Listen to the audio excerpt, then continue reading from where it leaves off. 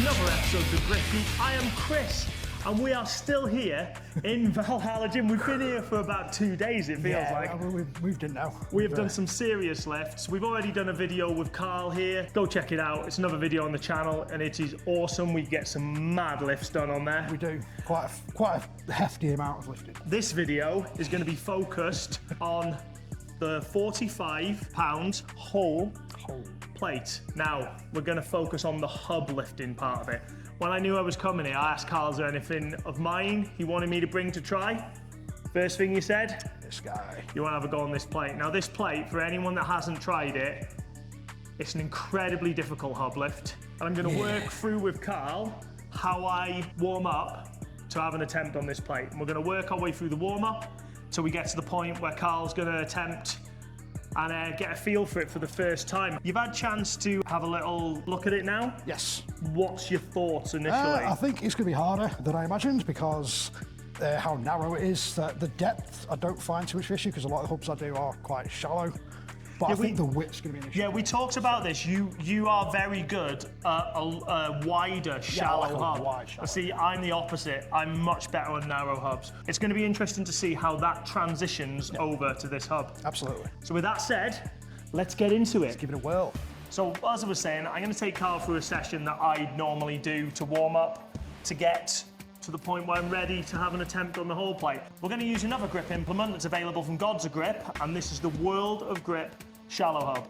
Now, it's 20 mil in depth, which is exactly the same as the Holle Plate. So I find this really helpful to warm up on, just to get that feeling ready. And also, obviously, you can start lower and work your way up to the point when you feel like you're ready. So, with that said, let's have a little go. Let's go.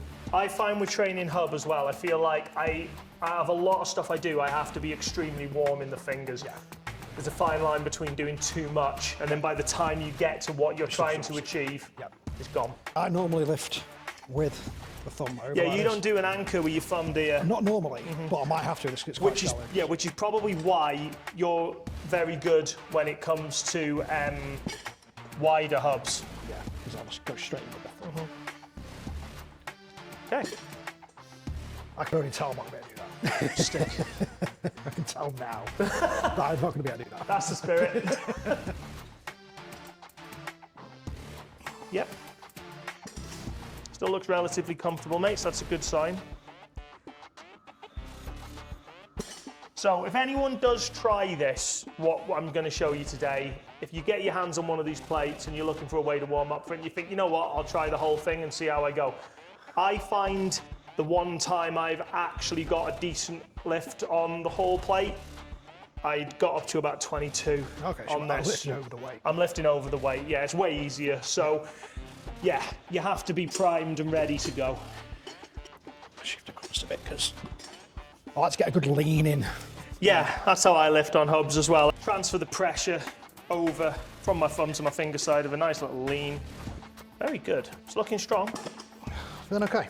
Okay, so we've got one more. Be interesting today whether start trying to implement the anchor a little bit on the.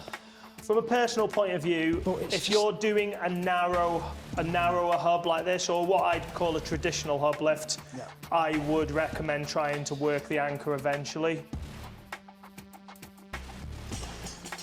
How's that feeling? All right.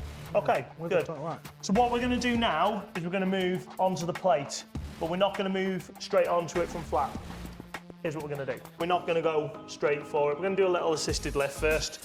So, little tilt up, move the pressure onto the fingers, lock the thumb in, and back down. Basically, I reckon I do this anyway because it primes me ready to have an attempt, and I know how I feel. For a new plate, I'd recommend doing this with every plate. Oh, wait a second. Okay, have a good feel. It's tough to get it to sit in the fingers because what I like about a wider one is you can really lay it into your fingers as you're lifting, whereas that's going to be quite tough to do with a narrow sort of I think you need, for me personally, I think anchoring the thumb is a big thing. Okay. There you go. That's really good. Okay, that's all right. Yeah? So you anchored the thumb that time? Yeah, which I've never done before. No, but it makes a big difference, yeah? Yeah, it does make a big difference. Lift I do lefty, is a hub. Everything else. So bring that back. Based on the last one, I think you've got a pretty good shot of this. Come on then. Switch on. Come on. Yeah, awesome. Good job. Ow. Good, really good. Come on, mate. Let's get it. Everything into this. Let's go.